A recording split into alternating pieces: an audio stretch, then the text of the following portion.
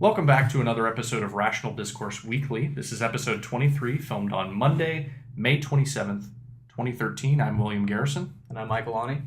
And this week we talk a little bit about the intersections of atheism, agnosticism, skepticism, and just sort of how they feed into each other, which one might be prior to the other, how skepticism might impact the topics of religion and atheism. So, some good stuff. You should stay tuned.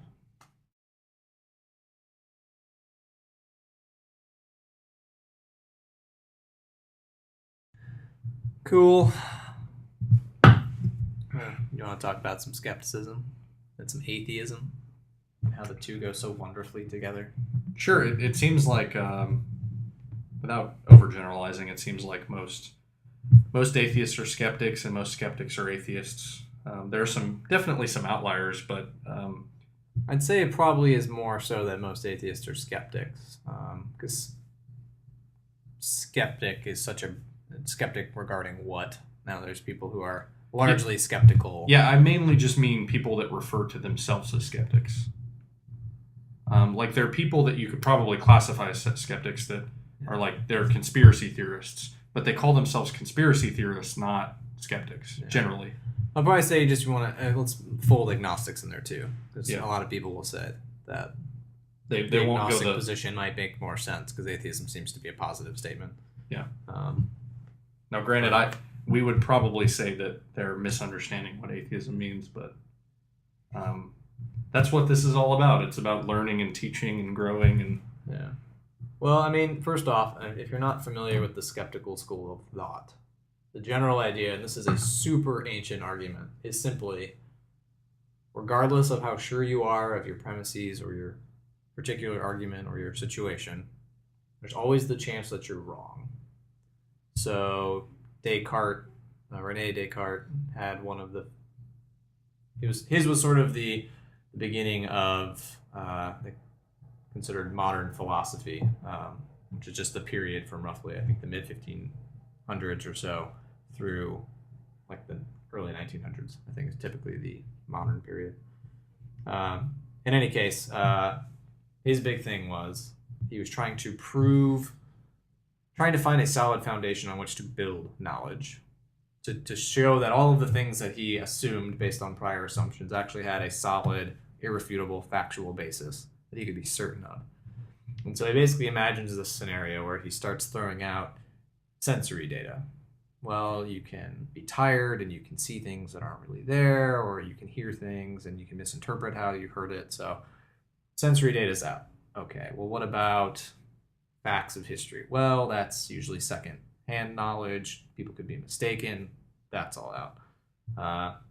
Then he gets to like the truth of mathematics and backing down to logic. And now he's starting to go, well, there's no way I can throw out this data based on what I've heard or what I've seen. But it could always be the case that perhaps there's a powerful being. He says a demon, because of course he wouldn't assume God would trick him. That is basically making me wrong in my assumptions. That 2 + 2 doesn't equal 4. He's just manipulating me into thinking that that's the case. Sort of like schizophrenia almost. Yeah. You think you know exactly how the world is, but you're completely wrong on your base assumption. Okay, cool. So he throws that out the window. And that process is sort of the underlying mechanism, I think, by which all skeptics operate, whether they know it or say it or not. Because the general idea is always, doesn't matter how good a basis is on which to build other assumptions and things like that, there's always the possibility that I'm wrong in it. So knowledge in an absolute 100% guaranteed truth is effectively something you can never prove. And the interesting thing is, especially within epistemology, which is the philosophical field that studies knowledge and truth, it's sort of assumed that, yes, the skeptical argument is irrefutable. Because any argument you would even then make against it could be wrong in its assumptions. It's basically something that it's simply something you can't counter. And so most people will say either A, that shows that there's something fishy with the argument. But I think more often people simply say, we recognize that I can't actually dismiss the argument, but by dismissing it and saying, I'm going to make that base assumption, I can then build a solid theory, which I think is how most people work, whether explicitly, in a philosophical format or just in how they build their lives. Yeah, I could be wrong about the sun rising tomorrow, but I'm going to go ahead and act as if the sun is going to be around and the world has not ended. So skepticism is sort of this interesting thing that people have sort of accepted, who've thought about it as a possibility, and they basically will simply dismiss it as an extremely unlikely possibility. So that's cool because it's sort of it's always eaten away at the edges of things. Yeah. And I think that people who are willing to acknowledge it, not that they live their life by this sort of I can never know anything mentality and they just act like nothing matters. Because you can take extreme skepticism where you're like, I don't know my hands exist. This could be an illusion. Seems like a pretty weird way to live. Yeah, well, it's pragmatically ridiculous to live that way. We all live our lives based on a series of assumptions. Yeah. Many of which that I am real, that I do have a job that pays me, that we're not all figments of your imagination. Right. For all we know, you are God, and this is just you creating your own mental world, unbeknownst to even you. You've tricked yourself into thinking an outside reality exists. It's the funny way about the way the human mind works. Like after seeing the Truman Show or the Matrix, it's always like, what if that's reality? Yeah. But the Matrix is a great contemporary example because for all of the data that the people had within the Matrix, turns out their entire reality was false. Yeah. Interesting thing about considering myself a skeptic, or kind of growing along my path of atheism and what it relates to, is I find myself in real life applying the same kind of mannerisms. We play a card game called Magic the Gathering. I find myself, even if I'm 99.999% sure of something, I automatically want to say that I know something is the case, but sometimes you got to take a step back and be like, well, let me see if the evidence points that way or whatever. Yeah. So anyway, skepticism as it has fed your atheistic outlook. And just, life, it kind of is a life lesson in general. I do think it has particular interest in religion, though. Because religion sort of bases itself on the assumption that it has an absolute truth at its core. And then if your base assumption about what you can know is, I can never know that that's true, it seems to undermine the very foundation, the rock, on which the religion is effectively built. Well, in my path, that's what started my doubt. No. Among any other questions, I've discussed this in the past, but it was like, why is my religion the right religion? Why did my parents happen to it's know everything? It's convenient that it's always what your parents believe, or that because of where you're born or whatever. But that's what started me down the path, was me being skeptical of all these teachings that had no verifiable evidence. Yeah. And that especially, and I think school played a big part in that, not to throw education in the mix, but it's like anytime I have conversations with theists on Twitter or Google Plus or any of those places, it's like they'll be going back and forth. They'll say that the Bible or whatever their holy book is historically, accurate or whatever. And either I'll bring it up an argument, or my immediate thought is, well, why wasn't I taught this in school then? Yeah. And that's because they don't have those several pieces of verifiable evidence that science, mathematics, and everything goes through. Yeah. It's like you've got that one point, which is, these secondhand accounts that were written in a book. So, well, religion does not follow the sort of verifiability, that's a word. Conditions of veracity, or verifiability or whatever. So you want to, hey, I would like you to see if there is paper in the closet. I will get up and I will go over and I will look and I will see that there is a thing of paper, and I will touch the paper and I will go, yes, there's paper in the closet. Okay, cool. I'd like you to believe in a person for whom you will never have any of that sort of experience. Now, it's not saying that you won't necessarily have emotive or spiritual experiences, something like that. But it's it's a sort of knowledge that is very much different than what is demanded of us and required of us and what we require ourselves and others on a daily basis. So it's automatically sort of an odd man out in many ways. Yeah. I think there's a reason it's inherited effectively. It's because it is something that's generally handed down by an authority for the vast majority of people, though obviously some people will come to a religion later in life, or they will discover religion and then... Well, and we think being handed down from an authority, I think you and I agree, is one of the many reasons why religion still exists. Oh, for sure. Because you're handed it Gotta get them young. down from an authority, many people never, if they question it, it's very briefly, and it always rolls back to that, well, I can't disprove it, so I'll just live my life like I know it's true. Well, it's usually also part of a socio-cultural norm, which if you dismiss for a lot of people will mean, church is a large part of many people's lives. So if you suddenly reject religion, you will, potentially rejecting the church and the people who are attached to it. You can strain social relationships with family and friends. So, I mean, I get that there's all these other things that factor into it, but I do find it interesting how thoroughly the skeptical bug can get cut through all that, and you just start to go right to the heart of things. And I think particularly the Western religions, I'd like Buddhism and stuff is a little bit different. Hinduism is generally not presented in such an authoritative.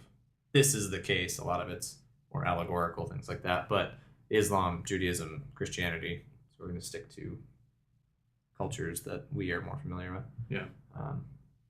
Particularly with those, the authoritative progression of knowledge. I'm going to tell you how the world is, and there you go. And really, that's all it is. I mean, in many, many ways, you learn these doctrines because someone told you, or a book told you. The authority need not be a person. Yeah. Or a text, or tradition, whatever it is. So, but you just get that little earwig of skepticism. And I think that drives like a human instinct, or whatever you want to call it. We have a thirst for truth. We're pattern-seeking mammals. We love so verification. If we see something, we want to know why that happened or why this exists or our purpose. I think if you ask most people, religion aside, like what is the one question you would want answered in the entire universe? I think most people would say, why are we here?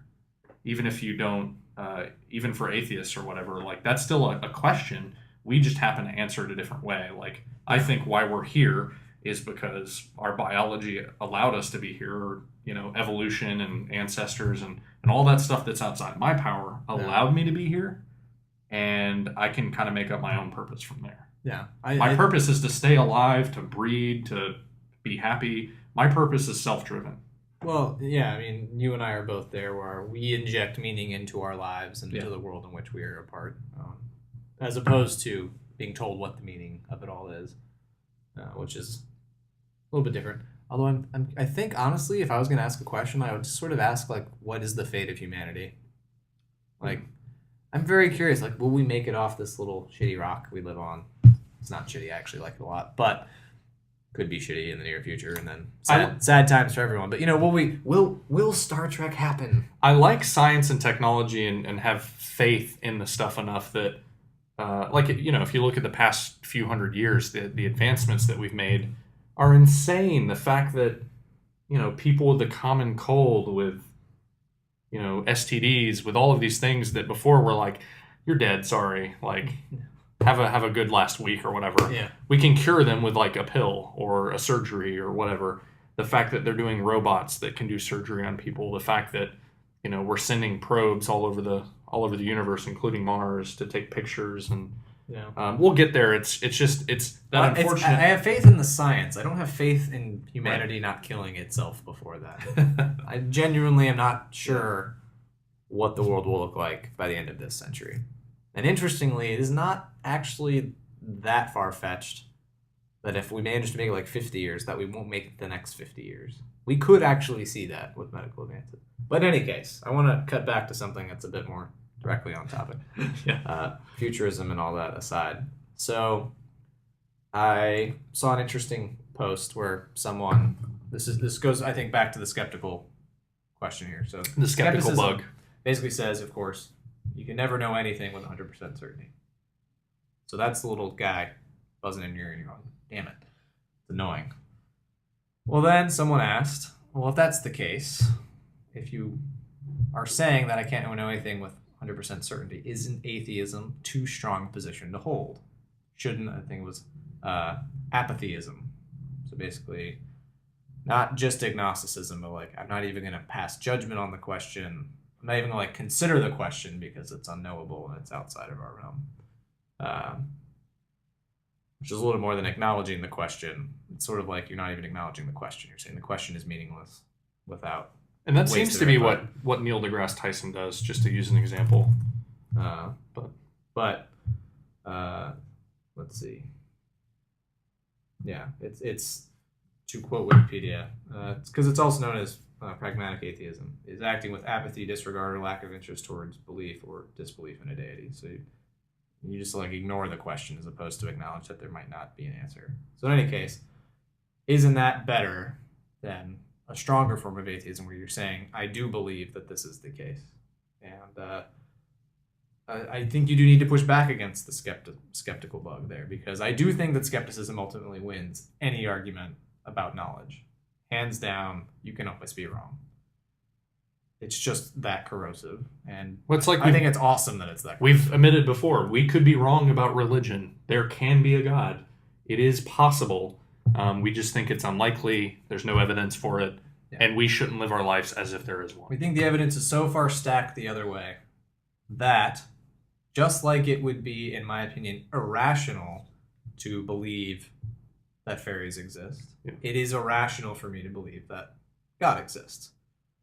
The evidence simply does not justify the principle. And I think it's interesting that you can push back against skepticism a little bit, not with 100% certainty, but you can push back against questions like this, which say, aren't you overstating what you should believe? Aren't you going too far by stating that you are an atheist? I do believe that there is no God or gods.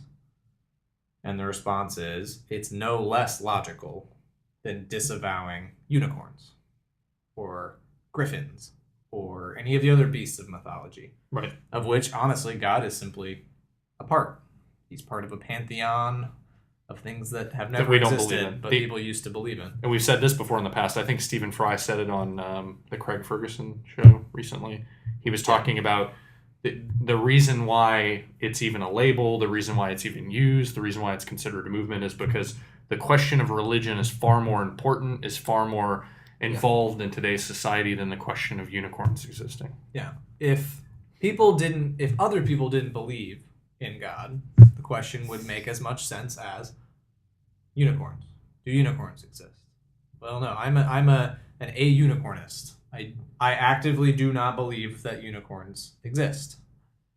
And that seems to be the justifiable position. Now, the only reason, as you just said, that atheism is a label that seems to have any sort of positive connotation, something that people assert, is because other people care. So we gotta get that skeptical bug in there. Yep. Just needle it in there. Because, especially too, when people are talking with the sort of absolute authority that people love to talk about, I think, especially, again, probably more so for us and, the South with Christianity. That is the appropriate grimace. You very much want to push back because they're talking with such certainty. And if for no other reason than the humility to acknowledge that you can be wrong, that you are overstepping your bounds, I think that skepticism is way more important than atheism in that sense, because atheism just seems sort of a natural offshoot of the skeptical mindset towards religion. Not that you need go that way, just that many people who do approach religion with that skeptical mindset are going to end up there. And ultimately it comes down to, I don't believe in sins, but one of the 7 deadly sins is pride. And I think pride is what gets in the way of the skeptic bug most of the time. It's why people have bumper stickers on their car, why they choose the "In God We Trust" label on their license plate, why we have conversations like people think all Muslims are terrorists, or this branches out into so many different things, including politics.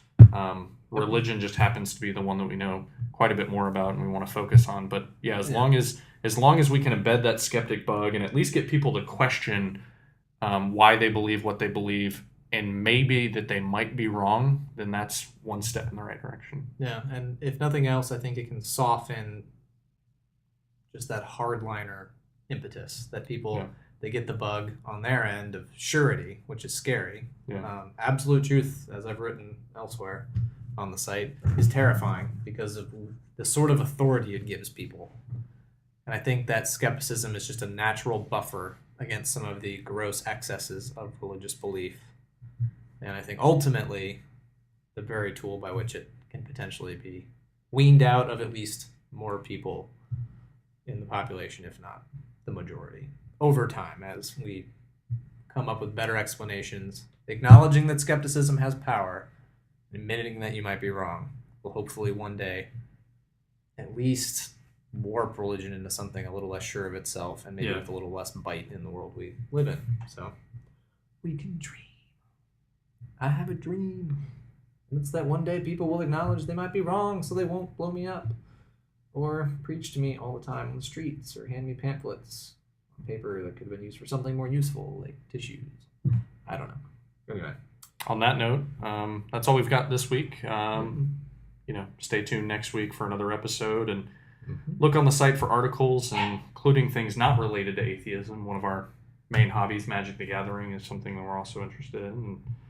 Follow us on Twitter, YouTube, Google+, and on our website, 37g.tv. Yeah, and as always, which we need to get better at announcing this, let's try and remember this. We try and do podcasts for Rational Discourse Weekly on Mondays and articles Fridays. If I don't get them out in time, and I apologize, maybe Saturday. So, check back regularly. Bookmark us. Bing! Good stuff. Really. And look at this. All of this right here. So do it. And see you next week. Thanks. See ya.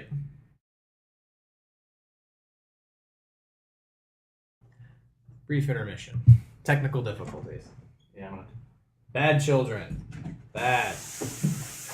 Cute children, but bad children. We're fine at first. Yeah, hey, they don't want us to make noise.